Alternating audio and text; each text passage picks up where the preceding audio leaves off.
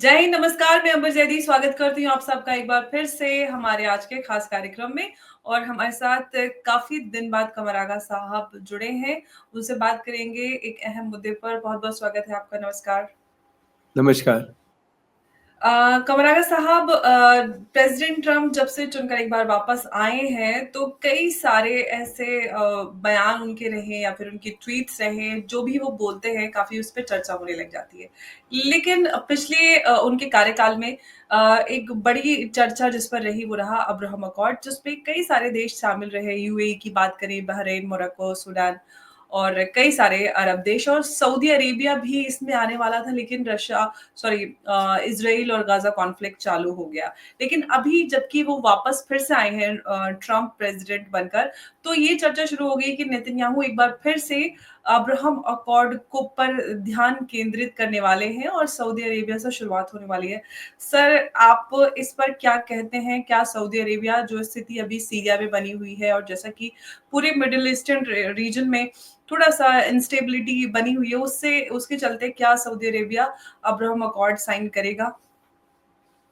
पहली बात तो ये है कि अंबर, ये जो हैं अरब देश, ये और कमजोर हो गए हैं सीरिया में असद के जाने के बाद। हालांकि काफी खुशियां भी मनाई जा रही हैं क्योंकि असद की रिजीम बहुत ब्रूटल थी, बहुत लोगों की हत्याएं हुई उस पीरियड में। और कुछ वो भी था, रिलीजियस एंगल भी है इनके, उसमें सभी जानते हैं। उसको चलते हुए खुशियां तो जरूर मनाई जा रही हैं, मगर अरब देश और कमजोर हो गए, इसलिए कि सीरिया जो था अभी तक इसराइल को इंगेज करे हुए था और वो अंदर आने नहीं दे रहा था। एक खतरा था उनको। अब यह है कि इसराइल के जो जितने भी नेबर हैं, उसमें लेबनान छोड़ के सबको उसने न्यूट्रलाइज कर दिया।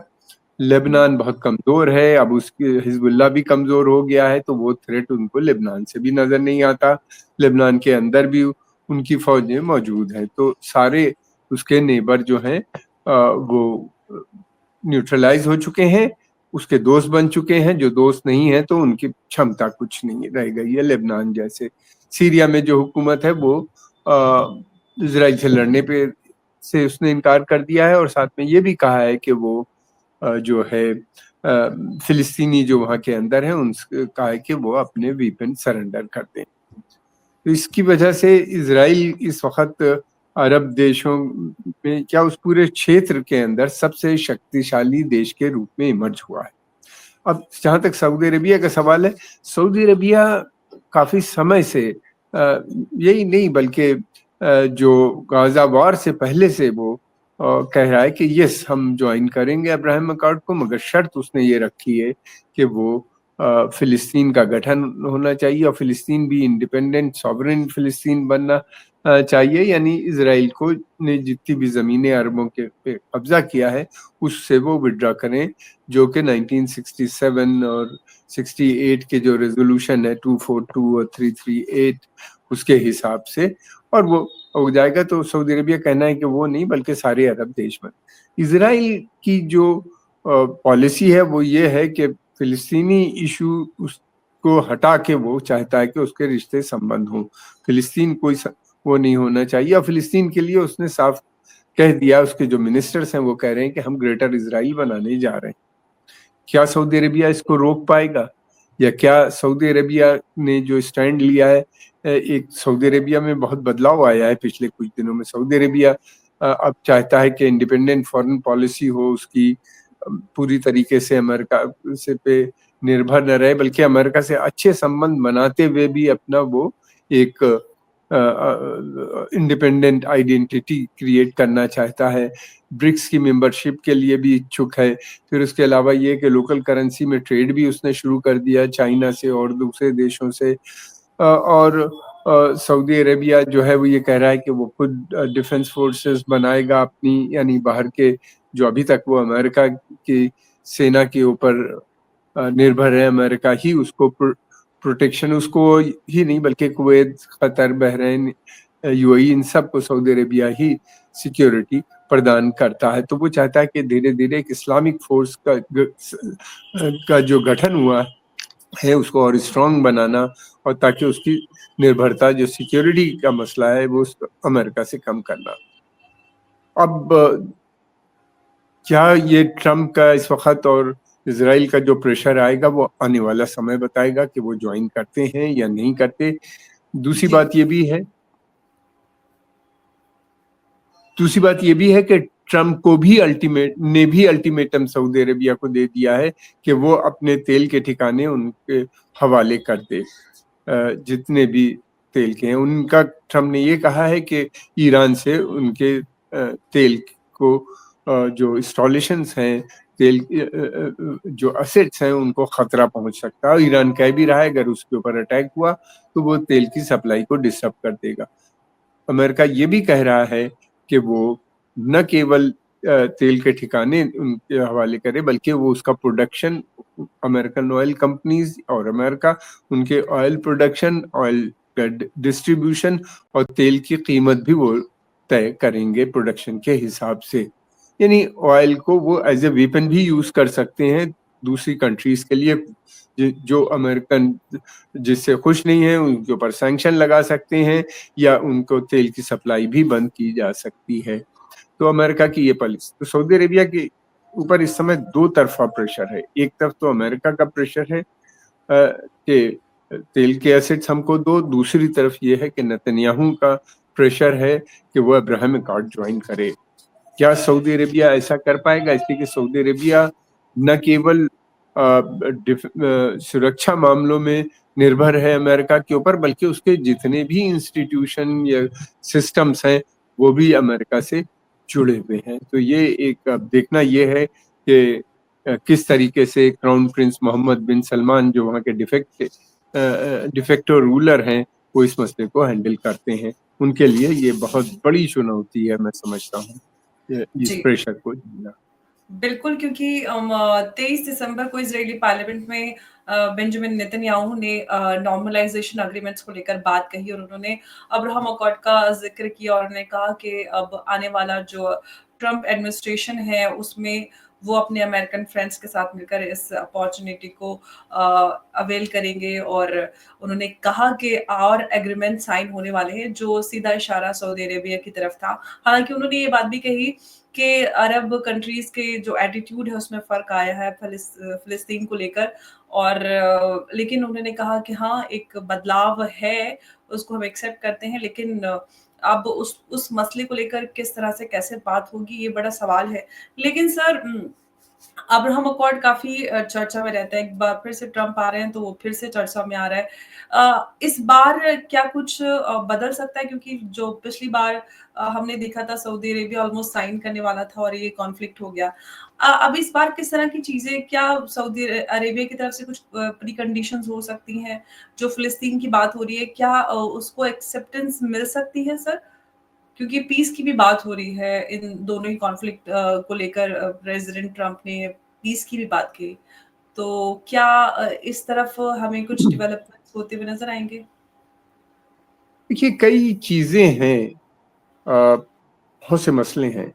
सऊदी अरेबिया भले वो कंप्रोमाइज कर लें, इस वक्त सऊदी अरेबिया के अंदर जो यूथ है और एक बड़ा सेक्शन सऊदी अरेबिया का है, वो नहीं चाहता कि अरब देश, सऊदी अरेबिया या दूसरे अरब देश जो हैं इजराइल से संबंध बनाए। जैसे कि जिस तरीके से फिलिस्तीनियों की हत्याएं हुई हैं, जिस तरीके से फिलिस्तीनियों के ऊपर प्रेशर है इस वक्त, और इजराइल ग्रेटर इजराइल बनाने की बात कर रहा है, यानी वेस्ट बैंक से भी इन लोगों को बाहर निकालने की बात कर रहा है, तो उसको लेके बहुत प्रेशर है। दूसरी तरफ ये भी है कि क्राउन प्रिंस ने बहुत से ऐसे डिसीजन लिए हैं जिनको विड्रॉ करना उनके लिए मुश्किल काम होगा, उनकी छवि पे बहुत बड़ा असर पड़ेगा। और मगर ये भी है कि उनके जो पुराने उनसे पहले के जो रूलर्स थे, जिस तरीके से अमेरिका से उन्हीं ने डील किया है, उसके हिसाब से तो वो बहुत ज़्यादा उनके पास मनूवरिंग की पोजीशन में वो नज़र नहीं आते हैं।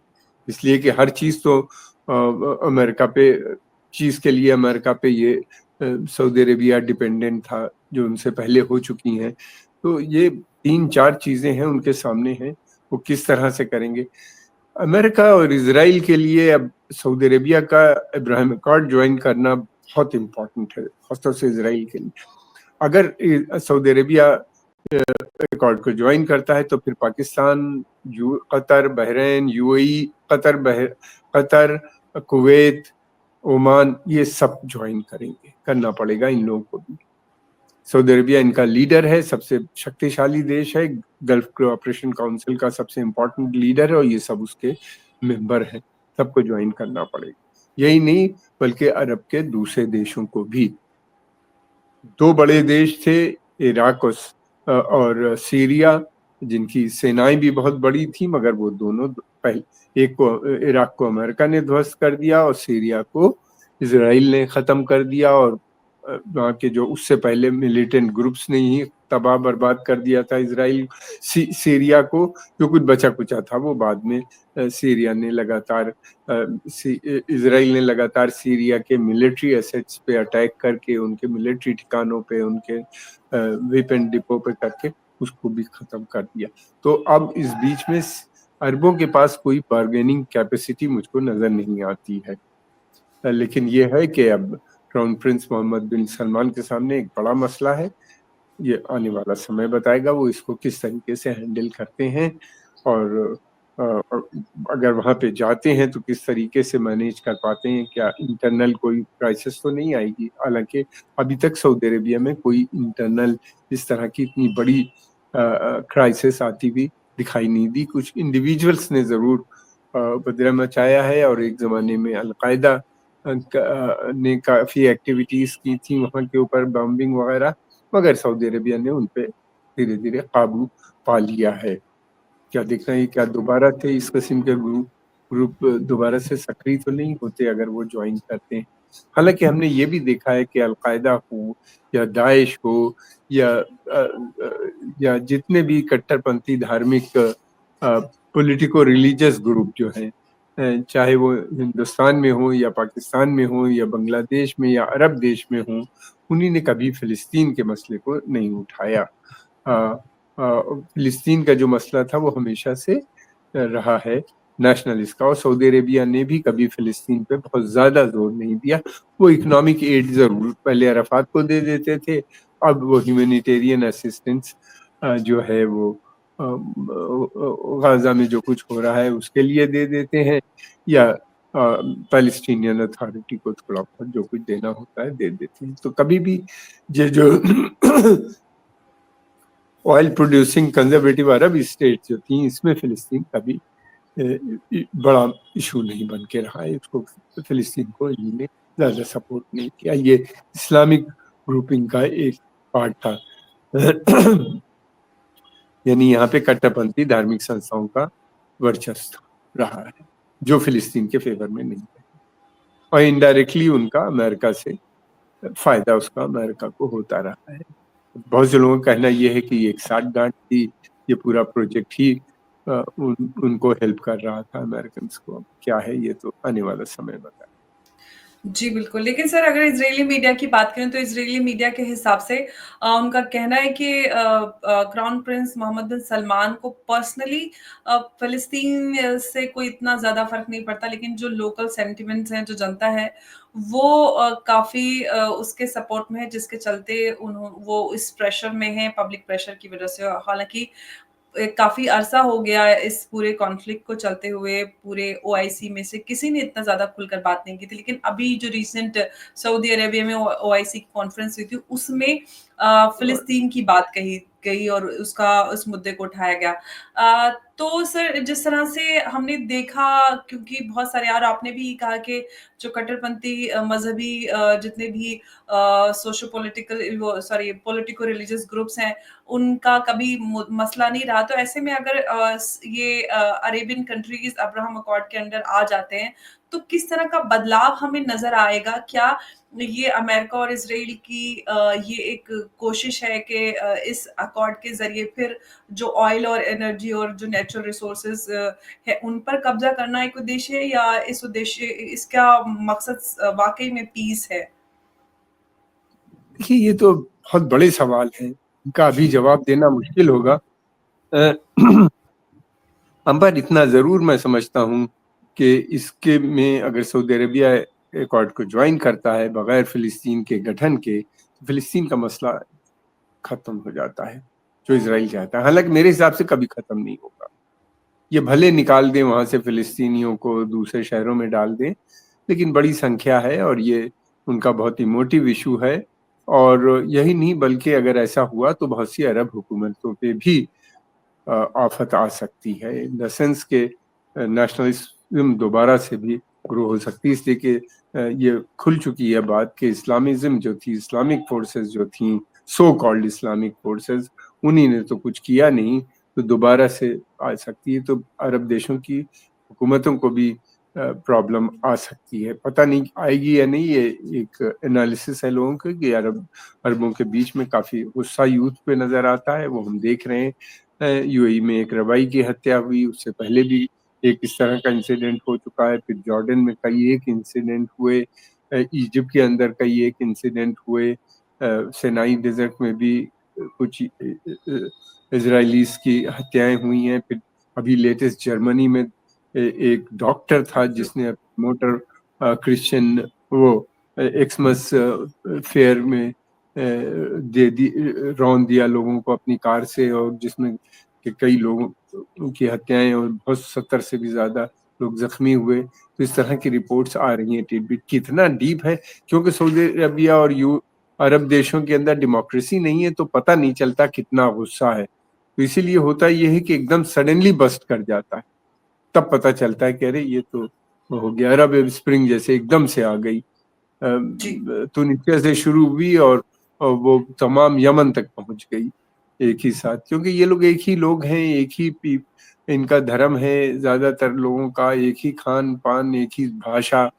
और इनको पहले तो कोई वीजा पासपोर्ट भी नहीं था, ये ट्रैवल करते थे एक जगह से दूसरी जगह। लेकिन ये है कि अंग्रेजों ने इनको बांट दिया फर्स्ट वर्ल्ड वॉर के बाद, स्टेट्स में, अलग अलग स्टेट्स में बांट दिया। जी, तो ये इसके बिल्कुल। लिए हम लोग को थोड़ा और वेट करना चाहिए, देखना चाहिए क्या सऊदी अरेबिया किस तरह से इस मसले को हैंडल करता है, क्या वो ज्वाइन करता है प्रेशर में आके या रिसिस्ट करता है। रिसिस्ट करता है तो बड़ी उसके सामने समस्याएं हैं मेरे हिसाब से सऊदी अरेबिया के सामने। ये केवल जी, अब्राहम बिल्कुल। अकॉर्ड का मामला नहीं है, बल्कि ये है कि एक जो जितनी भी पॉलिसी है उनमें रिवर्सल सऊदी अरेबिया करे जो लिया था, ईरान से अच्छे संबंध न बनाए। और फिर उसके अलावा ये भी है कि तेल और ऑयल गैस भी अमेरिका चाहता है कि उसकी निगरानी में निकले। वो कब्जा नहीं की बात नहीं कर रहा, बल्कि वो चाहता है कि उसकी निगरानी में निकले, और वही तय करेगा प्राइस, और जो कुछ प्राइस होगा इनको भी देगा, और वो बाकी जो चार्जेस होंगे वो सब रखेंगे। इस तरह की खबरें आ बिल्कुल, तो ये जिस तरह से 23 दिसंबर को बेंजामिन नेतन्याहू ने इज़रायली पार्लियामेंट में ये सारी बातें कही हैं, अब्राहम अकॉर्ड और बाकी सारे नॉर्मलाइज़ेशन एग्रीमेंट्स को लेकर बात कही है। अब आगे इस पे क्या डेवलपमेंट होता है, शुरुआत सऊदी अरेबिया से होनी है। इस तरह का इशारे उनकी तरफ से नज़र आए हैं। क्या वाक़ई में ऐसा कुछ हो पाता है? और अगर हो पाता है तो क्या फ़िलिस्तीन का मसला सुलझ पाएगा? ये भी एक बड़ा सवाल है। आगे डेवलपमेंट्स पे हम बात करेंगे। कमरागा साहब, बहुत-बहुत शुक्रिया आपका आज की इस चर्चा में हमारे साथ जुड़ने के लिए। धन्यवाद, धन्यवाद।